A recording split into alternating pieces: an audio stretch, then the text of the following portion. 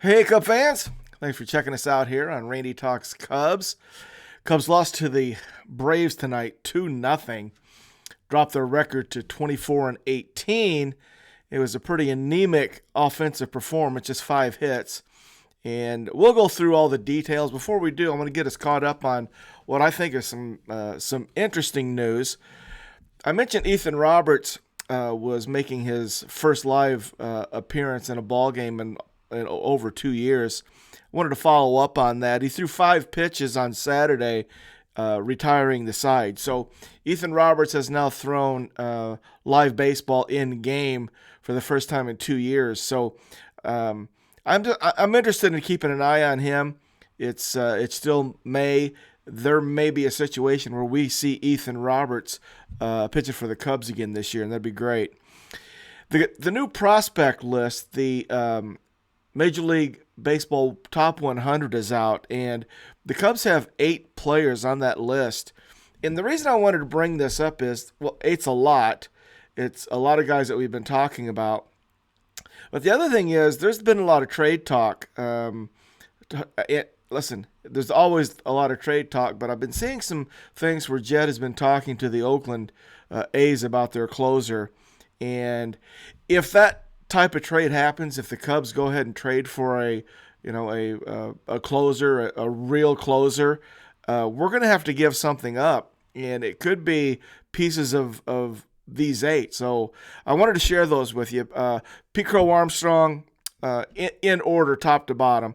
PCA, Cade Horton, Owen Casey, Matt Shaw, the Jaguar, Kevin Alcantara, Triantos, Moises Ballesteros, and Jefferson Rojas are the 8 Cub prospects that are in the Major League Top 100.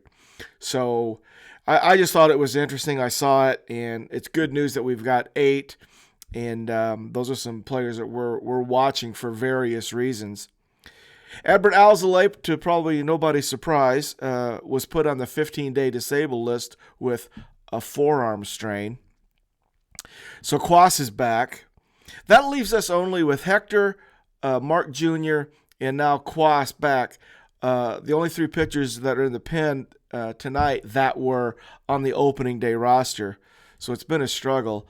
And I'm going to just mention Julian Merriweather. Boy, we sure miss him too. We don't talk a lot about his absence, but we're missing him. And a little side note, veteran outfielder David Peralta has opted out of his contract with the Cubs, so you can go ahead and cross him off your list if you're following it. All right, let's get back to the game. Let's do the lineups. Talk was in left field, leading off. Seiya in right field. Bellinger in center. Christopher Morel, third base. Happer DHing. Nico at short. Nico's birthday today, by the way. 27 years old today for Nico. Michael Bush at first base, hitting 7th. Miles Mastroboni got to start at second base, hitting 8th. And Amaya was behind the plate. We didn't score and really didn't threaten all that much. 5 hits, 3 walks. Struck out 8 times, left 6 on base. We were 0 for 4 with runners in scoring position. So Talk went 1 for 4, had a single in the 8th inning. Seiya had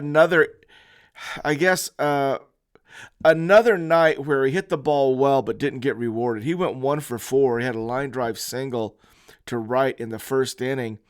In the 4th inning, he hit one to the right field wall. Literally, Acuna had to make a jumping catch against the wall in the 4th on Seiya.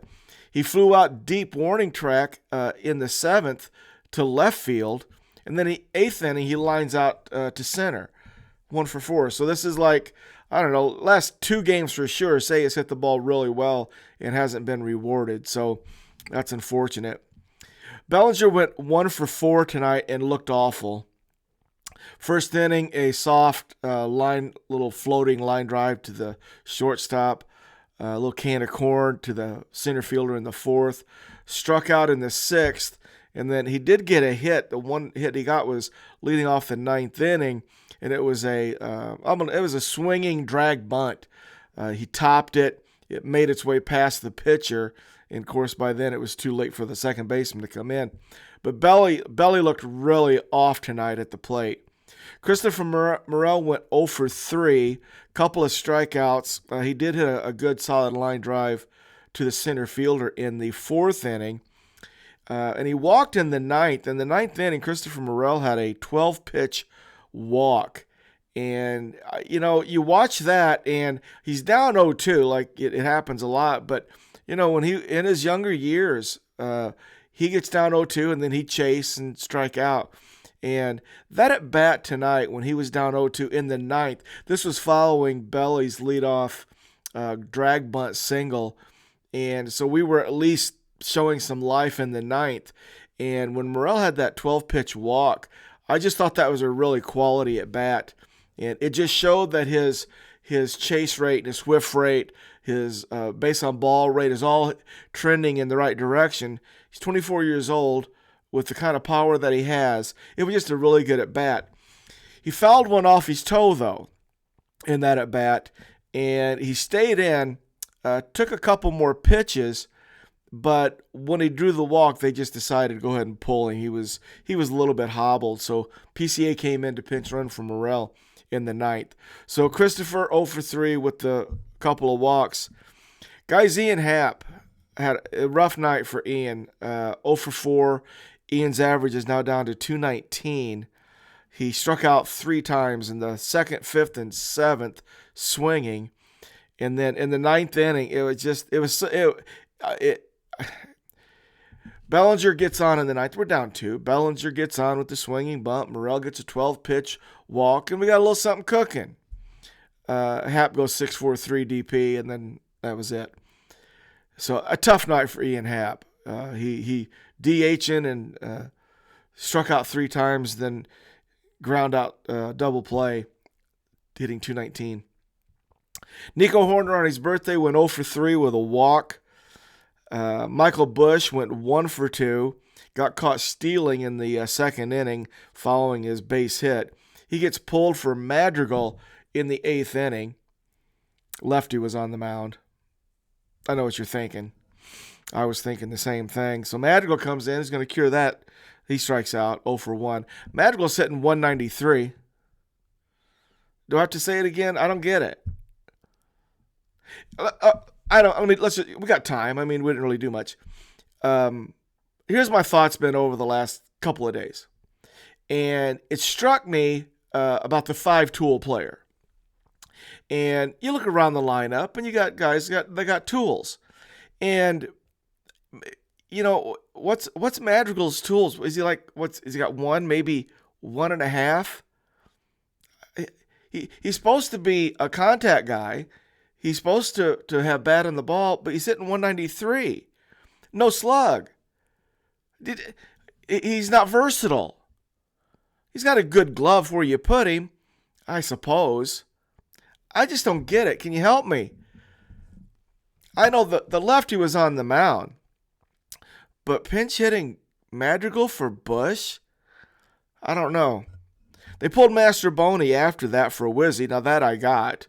Wizzy had a really good at bat. He flew out hard to center field. He hit it really well. So Wizzy 0 for 1 with his pinch hit. Miguel Amaya came into this game 4 for his last 40, and he ends up getting a base hit in the 8th inning. Goes 1 for 3. Miguel Amaya's hitting 195. Yan Gomes is well under 200. We don't talk about that much, but we're just getting very little offensive production out of the catcher spot. And the reason I'm talking about it now is there was a point where in the game today they were talking about how Miguel Amaya has positioned himself as the catcher of the future. And I would say that that's a pretty common theme, right? I think a lot of Cub insiders see it that way, and I'm not saying I don't. But what happened to me when they said that tonight is I said in my head, I go, well, not hitting 195, he's not. You're the catcher of the future, and how long do you get to hit 195 for and still stay? So we have some issues offensively, and they showed up tonight. So pretty anemic pretty sad state of affairs. So we dropped to 24-18. Braves moved their record to 25-13. They're really good, by the way, Braves. But you guys knew that. All right, let's go to Shota. There's a show tonight. Did you guys spend the day like I did, knowing that it's Shota night? I told people when I ran into them, it's Shota tonight. Shota comes in with 7 starts, 41 2/3 innings, 5 earned runs with a 1.08 ERA, .816 whip, just 5 walks. And I'm going to suggest that this was Shota's worst outing of the season. And that's pretty good. So in Shota's worst outing of the season, he goes 5 innings, gives up 7 hits, walks 3, strikes out 8, but he picks off 2 guys on first base. He picks off Ron Acuna Jr. leading off the game after he walked him, and then he picks off Albies after Albies singled on him in the 5th. So that was very helpful. His ERA is down to it's down. It's under 1 again, .96. He got in trouble because of his pitch count. I'm going to tell you that what made Shota struggle, if you can call 5 innings of no-run baseball struggling, but for Shota I guess it is his command just wasn't on. And I'm gonna tell you it's a combination of that, and he's getting squeezed quite a bit. I wrote down squeezed 4 or 5 times on pitches that would have changed the at-bat. So he was getting squeezed based on pitch track, not my opinion. Not all that egregious in some cases, but pitch track calls it a strike. They call it a ball. That's squeezed. So he was getting squeezed early, and at the same time, he was missing just off where he normally kind of is pinpoint. He wasn't really pinpoint tonight. So because of that, his pitch count goes up. 20 pitches in the first. He goes 1, 2, 3 in the second. Gets out of it with 10 pitches. 27 pitches in the third inning. 26 pitches in the fourth. So coming out of the 4th inning, you knew he was just going to get the 5th and we were going to be done. So he scattered the hits, scattered the walks, picked a couple guys off, got nasty with runners in scoring position, and I liked it. I liked the way he fought. He didn't have his best command. His stuff was good, but his command was not. So Shota Imanaga, on a night where he doesn't quite have it, goes 5 innings, no score. Hayden Wesneski comes in the 6th inning, and he strikes out Arcia and Harris. So Hayden gets the first 2, and he's looking really good, bouncing off the mound like Hayden does. He gives up a double to d'Arnaud, gives up an RBI double to Short, which made me mad because Wesneski made a nice pitch, and d'Arnaud sliced it over the first baseman's head into right field. Acuna followed with an RBI single before Hayden got Albies on a ground out to the second base. So that was Hayden's inning. It wasn't awful, but he gave up the 2 runs, and tonight you knew that was going to be it. So Hayden pulls the loss. He pitches well in the 7th and the 8th. Just walks Ozuna in the 7th inning and goes 1, 2, 3 in the 8th. So he goes 3 innings, just gives up 3 hits, the 2 runs, 1 walk, 2 Ks. Hayden Wesneski's ERA is 2.10. So I'm not mad at those guys. I mean, come on, 2 runs, stuff happens. Craig Counsell got tossed for the first time as a Cub manager in the 4th inning, arguing a Acuna check swing call on an appeal play. And I don't know, it was a 50-50 call. I'm not saying that he definitely swung, but it sure could have been called. And first base umpire rung Counsell out. I don't know what was said. Maybe we'll get some news on that later. So, guys, that was the extent of it. It 2-1, not much going on offensively. The pitchers did fine. Hayden just had that 1 inning where a couple guys that sliced single. That's the one Short, or that slice double that Zach Short, former Cub by the way, Zach Short hit. That's the one that really kind of cut me open. But same time we gotta hit the ball.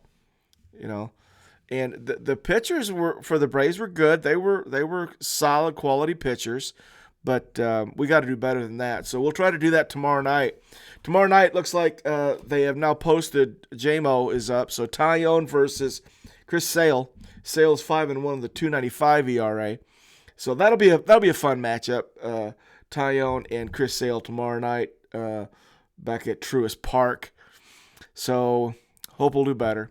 Guys, thanks for joining us here on the RTC, and go Cubs go.